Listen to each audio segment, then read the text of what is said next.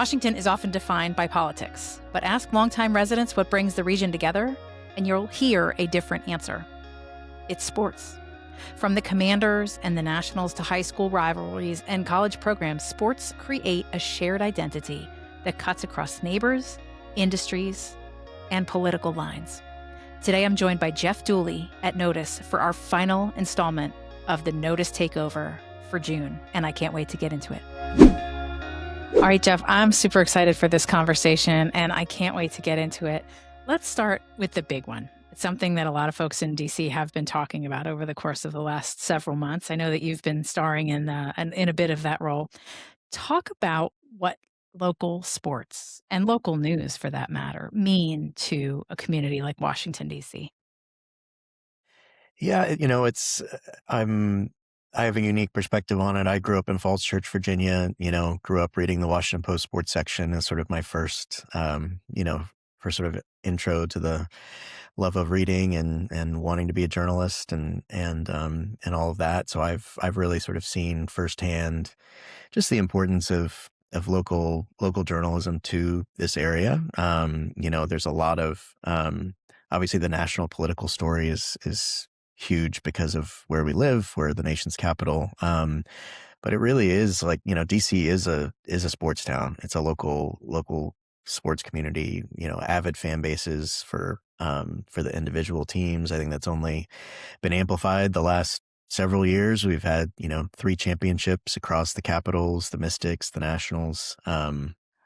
And I think the same is true for their local news. And I think we're especially given the current environment we're in light of, changes at the Washington Post and elsewhere, there's really, we've just seen an outpouring of interest in dedicated local news coverage, and in local sports coverage. And, a lot of readers and fans who maybe feel a little either neglected or taken for granted. And so it's an exciting time to be providing journalism to serve their needs. Feels like a time when things are shrinking. You're growing there at Notice, and that to me feels very hopeful. Hopeful for a lot of folks. Why why does the loss of coverage of the game, right, regardless of what who your team is, and because I'm not from this community. My husband grew up in not that far from where you grew up. He absolutely is a Washington D.C. sports guy, uh, and it's still really important. What do you think when you talk to folks that are reading what you're writing, when folks are hearing about what you're doing?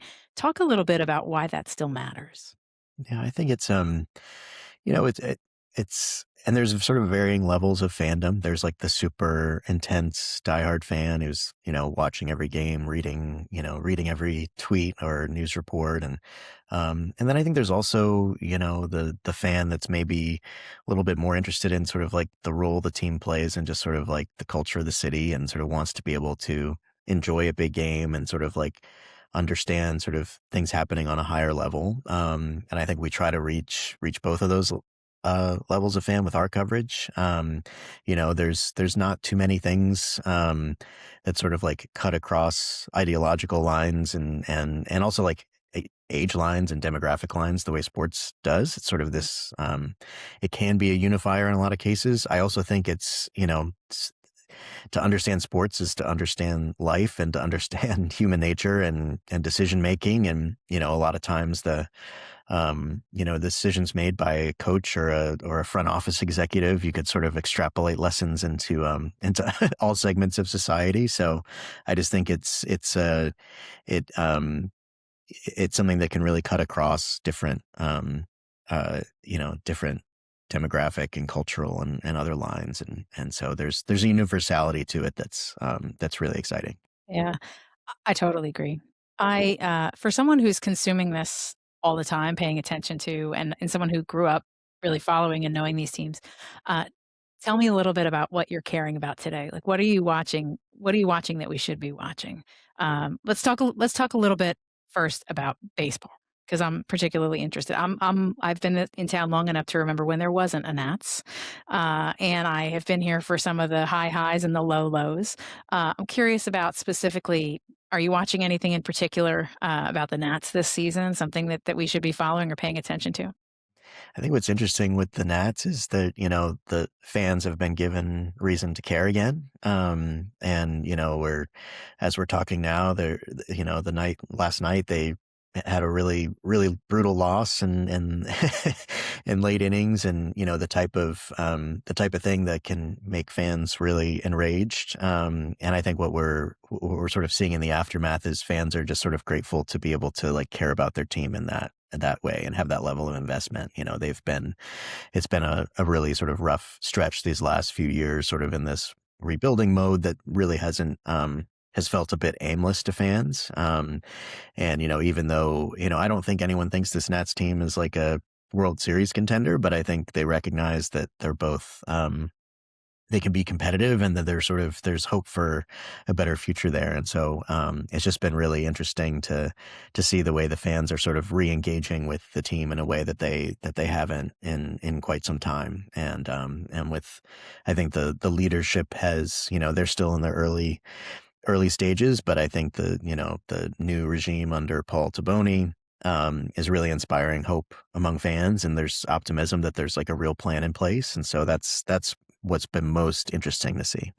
So much about these teams too is that, the players, the leadership, the people that are involved, they all live in our communities. I mean, they really are. You run into them at the local supermarket or maybe not the supermarket, maybe for dinner. I mean, they're all part of the fabric of what is the Washington, D.C. community. And I know there's a lot of hope and a lot of interest in what's happening too with the Commanders and the new stadium and all of the other threads that we could pull on all of that. What are you, as someone who has been covering these issues for as long as you have, following closely? What's something we should be watching that we maybe aren't already?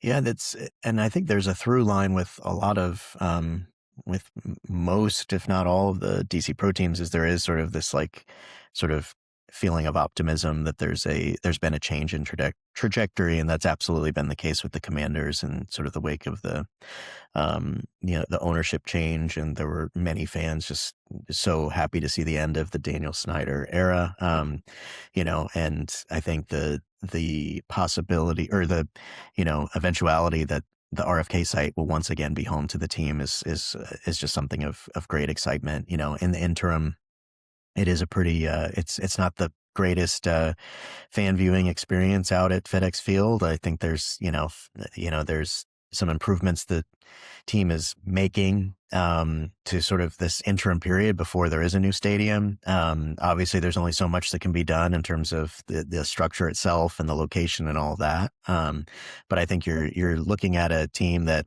has sort of had, some more inspiring leadership than they've had in the past. We still don't know a ton about the new ownership group and the things that they'll change, but they have made a certain amount of investment that just wasn't there before that I think both like the team has commented on, and I think fans are seeing it too. So, I think that's a team that has both on field and off field, like there's reasons for optimism, and that was not the case the last 2 decades. Talk about your role there at Notus now. I know you're an editor. You have a big field of issues that you're watching. Will you talk a little bit about your role there and the kinds of things that you're paying attention to in your new role? Yeah, I'm very excited to be here, and it's a very much a what drew me to it is it's an opportunity to build. We've Mm. built our team from scratch. We've got we're gonna at full capacity. We'll have 2 editors, 9 writers, and be covering local news, sports, food, and arts and culture, and so it's really it's really exciting for us to sort of be able to look at the blank page and sort of figure out, okay, what do we want to do here? And also be able to turn that question on readers and say, okay, what is it that's most interesting to you? So it's very much a balancing act between the, day to day of making sure the coverage is really strong and that we're finding the right stories, but also trying to think longer term. Okay, what are the different areas we're going to focus on? What are the new features we're going to put together? And so trying to just find enough hours in the day to make sure we're balancing both the today and the moving forward. And so, but that's the exciting part of that challenge. It's so cool, and it honestly, I think it really is exciting for folks like myself who do live here in the community. because I'm excited to have a new destination, new place to go, new place to learn about the kinds of things that really make living here so great. It to me strikes that it is also something that I think is a constant challenge in journalism as a whole. There are so many places we can go to get information. We don't necessarily have to go to Notus or to the Post or to really you can just jump online, social media, you name it. Um, it becomes more and more about the relationship that the news outlet has with the local reader and making that connection. How do you do that? What kinds of things are you doing to get that feedback on a regular basis? I mean, is it down to just the regular feedback you get from social media? Talk a little bit about how that connection comes together. Yeah, and I think it's a big challenge for all media organizations. And as you know, in our position now is really starting something up and creating something new. That's something we talk about all the time is, what reason are we giving readers to come to us? And I think a big part of it, I mean, as we're having this conversation here on a podcast platform, I mean, audio is a very accessible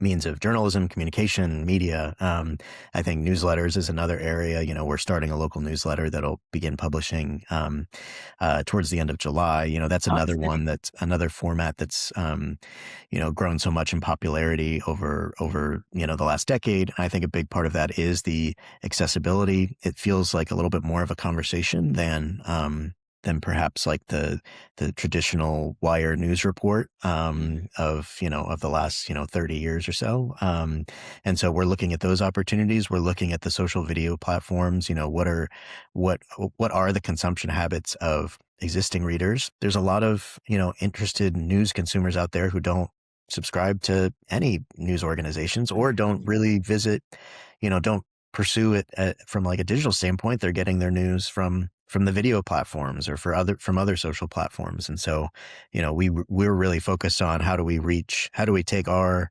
reporting, our journalism, our expertise, and how do we reach, readers and listeners and consumers across all the platforms? Because it's not just as simple as we can hit publish and then we go about our day. Like we really need to make sure we're connecting across platforms and formats and just really sort of meeting people where they are. Oh, I mean, and the reporting that you're doing is so intensely personal, whether it's about, your local restaurant or your local, school board or the variety of issues that are really coming up that are really intensely important as much as national news is in all of our feeds and what we're digesting every day because of the way that the algorithms are serving them up. It's still really about what's happening in our local communities, and it's something I've talked about quite a bit, um, as it relates to the importance of local coverage and the importance of local news, how it's still incredibly and intensely important for us to understand what's happening at home, so that we can be grounded in that when we read and hear about what's happening on the national front. But I'm most curious because of the age of social media, because of you say at the height when you're fully built, you'll have 7 on your team, reporters that are out in the world.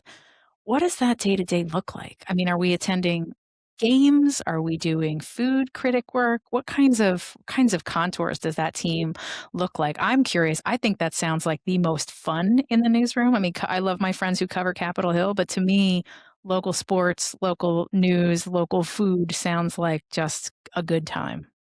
Absolutely. No, and I'm very fortunate to work with, some of the best in their field. And, you mentioned food. Tom Sietsema is going to be contributing to us and with his expertise and doing a weekly column where he answers reader questions. And that's just Mhm. been an absolute joy to get to start to work with him on that. And he's going to have his debut for us very soon. He was a guest. He was, in fact, the first guest of 26 on the Friday Reporter, so I'm excited about that Amazing. collaboration.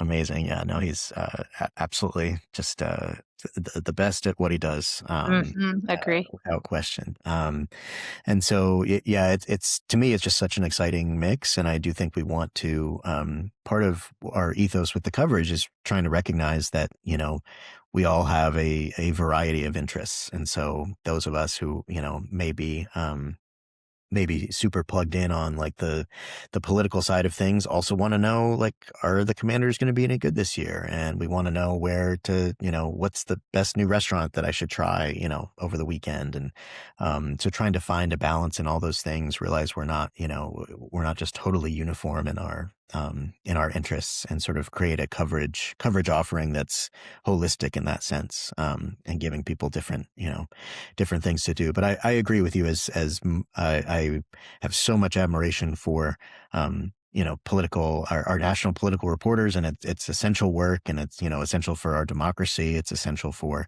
for the health of our news ecosystem. But I'm sort of blessed to be in my spot where I can sort of dabble in some different topic areas, and get my fill of everything. Don't you think, though, too, that having a balance between all of that really creates a fulsome and healthy news ecosystem? Especially, I mean, you guys are all building something remarkable at Notus. You've been in other newsrooms. I think that balance, I think, makes all of you better at the work that you do. But you tell me what you think about that. I couldn't agree more. I mean, I think and I think, if you looking at it from a reader's perspective, it's like you want to have a mix, and sometimes you want some relief, right? I mean, it's like, it's not a matter of wanting to tune out the news necessarily, because, I think a lot of super engaged news readers, still are looking for, sort of breaks in breaks in their consumption, breaks in their day. And I think there's sort of, there's lots of stories that cut across these subject areas, and those are super helpful as well. And we have sort of a particular, focus on things like the intersection of sports and politics is something we're going to be really focused on. And so and that's a great thing about our newsroom, is we have so many collaboration opportunities among different reporters on different beats. But I couldn't agree more. I just think the more balance and just mix in the types of stories, and in the subject areas, I think is really important. I think, as I know, as a reader, I'm looking for it, when I read others' coverage, and I think a lot of our local readers are feeling that way as well. Is there a story that stands out for you, one that you're particularly proud of in your own career that you'd like to tell me about? Sure. I mean, there's so much great stuff we've published over the last few weeks here. I'll reference one from my previous job at the Washington Post. I worked with our reporter Dave Sheinin, who's now with us at Notus, covering sports for us. And we did a piece in which we ranked the best sports theme songs of all time, television sports theme songs. So this was like the Monday Night Football theme. Um, it was the Round Ball Rock, the NBA theme from the 90s that they just revived. And part of what made it so fun was that Dave, who is in his past life, is a trained opera singer, classically trained musician. And so he ended up, not only did he interview all the composers for these of these pieces, and sort of got their insights into how they wrote them, how, sort of what makes them great. But then we recorded videos with him playing him on the piano, and sort of explaining to us, on video exactly how, sort of like how they work, and like different key changes and all these things that just like, totally go over my head as a non-musician. And so, that's one that I think was like, it was just a really good, it was a type of story that, again, sort of like reached people on all platforms, and a sort of across like interest level of sports, and was just a great marriage of like a reporter's unique ability, and being able to bring that to readers. I love it. It's great, and it's so fun. I think it's the kind of content that we need. I'm super optimistic about it. I'm excited about what you're building there, but I'm curious about. I'm going to pull you back into that conversation we started right at the top about the importance of the content you're creating and the cohesion that it builds in a community. When we're having there's a lot of discussion about how people are feeling less and less connected in a community. It feels like, I mean, no pressure, Jeff, but it feels like the impetus is really on you and the team you're building to help us bring that back together. How do you feel about that? I'm excited by that as a challenge. I'm excited by that opportunity. I think it's, that's a big part of why, why I took this job and sort of what was so exciting. And I think that I share it now with all of the members of our team who are really sort of embracing that same challenge, that I think there's really a desire for, important local reporting, for expertise to be able to contextualize things, a lot of explanatory reporting. But I think the underlying element is what you've alluded to, that there's sort of like a desire for connectivity, that this coverage can, sort of help provide. And then I think there's, it's so important to us that we're approaching the stories really from like an audience first, approach, in the sense that like we're not writing the stories that we think are necessarily the most important. It's that we're really plugged into what is it that readers are talking about most. What are the issues that are most important in people's lives? Because I think that can have a contributing factor as well of sort of that feeling of connection that you alluded to. I think so too, and I'm looking forward to all of it. Anything else that we should know about the new leads? You've got Tom Seitzema coming on. You're building a team of folks. Any other previews you can give us? Things to look forward to in the coming weeks? Definitely. So as I mentioned, we're gonna have a local newsletter at the end of July. Would love for everyone to sign up for that. It'll be free, delivered to your inbox every morning, and that'll be really a showcase of all of our best journalism, but also just like keeping tabs on news across the community, linking out to other news sources that have gotten good scoops and that sort of thing. There will be sports elements in that. There will be food elements in that. But just really, we're so proud of the great coverage we had around the DC mayoral primary. We've got some of the best DC political reporters in the business working for us. And I think just once, there's the Nats are playing right now. The Mystics are playing right now. The Spirit will be back after the World Cup is on, but the fall is really sort of the sweet spot of almost every major pro team in the area will be playing. So there's a lot more to come on the sports coverage front too. So we're just really thrilled to have the opportunity to do this work. What does the newsletter have a name yet? Is there a place that I can send people to find out more? I'm sure it will be linked for sure in the notes for the show, but it will be, and there is a sign up page. If you go to almost any Notus article page, it's on there. But we're still sort of working through names and all of those finer points. But coming soon. Names are important. The link will be included in the notes for the listeners. Jeff, this was so fun, and I'm so excited about what you're building there, and I can't wait to follow along and be part of it, because I think that it's really something that DC increasingly needs more of, not less of, and I'm so grateful that you're there doing that work. Thanks so much for being a guest. Thanks so much, Lisa. I'm so excited to have had the opportunity to visit with Jeff Dooley from Notus. The big story in Washington, D.C. is that there has been a shrinking in coverage of sports reporting in general, but that's not the case at Notus. I am so grateful to Jeff for this conversation. I'm also incredibly grateful to Justin and everyone else at Notus for the opportunity to do a takeover for the month of June for the Friday Reporter.